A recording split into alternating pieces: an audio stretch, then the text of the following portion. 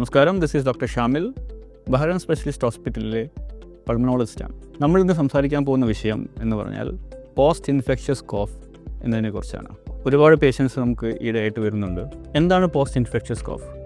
നമുക്കറിയാം, common called സാധാരണ എല്ലാവർക്കും കാണുന്ന ഒരു അസുഖമാണ്. എന്നാൽ ചില ആളുകളിൽ ഈ കോമൺ കോൾഡ് ഭേദമായതിനു ശേഷവും ചിലപ്പോൾ വളരെ ഇറിറ്റേറ്റിംഗ് ആയിട്ടുള്ള ഡ്രൈ കോഫ് അഥവാ കുത്തിയുള്ള ചുമ കാണപ്പെടുന്നുണ്ട്.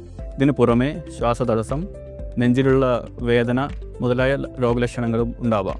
ഇതിനെയാണ് പോസ്റ്റ് ഇൻഫെക്ഷ്യസ് കോഫ് എന്ന് പറയുന്നത്. മിക്കവാറും രോഗികൾ നമ്മുടെ അടുത്ത് ഒന്ന് പറയാറുണ്ട്, 1-2 ആൻറ്റിബയോട്ടിക് കോഴ്സുകൾ കഴിച്ചിട്ടും ഒരുപാട് കോഫ് സിറപ്പുകൾ ട്രൈ ചെയ്തിട്ടും ഈ ചുമ മാത്രം ശമിക്കുന്നില്ല എന്ന്.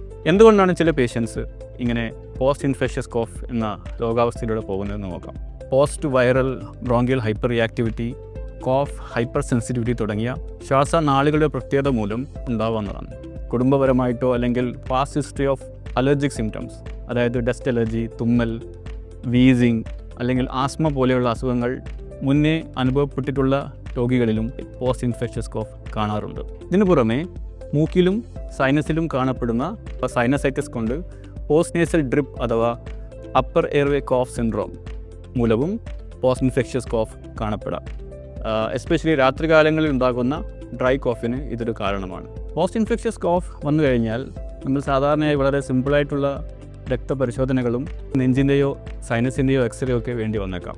പലപ്പോഴും ചികിത്സിക്കാൻ വളരെ എളുപ്പമുള്ള ഒരു കണ്ടീഷനാണ് പോസ്റ്റ് ഇൻഫെക്ഷ്യസ് കോഫ്. എന്നിരുന്നാലും മറ്റു സങ്കീർണങ്ങളായ രോഗാവസ്ഥകളായ post infectious organising pneumonia, lung abscess, cough variant asthma തുടങ്ങിയ ശ്വാസകോശ രോഗങ്ങൾക്കും ഇതേ രോഗലക്ഷണങ്ങൾ തന്നെ ആയതുകൊണ്ട് വളരെ കൃത്യമായ രോഗനിർണയം അത്യാവശ്യമായ ഒരവസ്ഥയാണ് പോസ്റ്റ് ഇൻഫെക്ഷ്യസ് കോഫ്.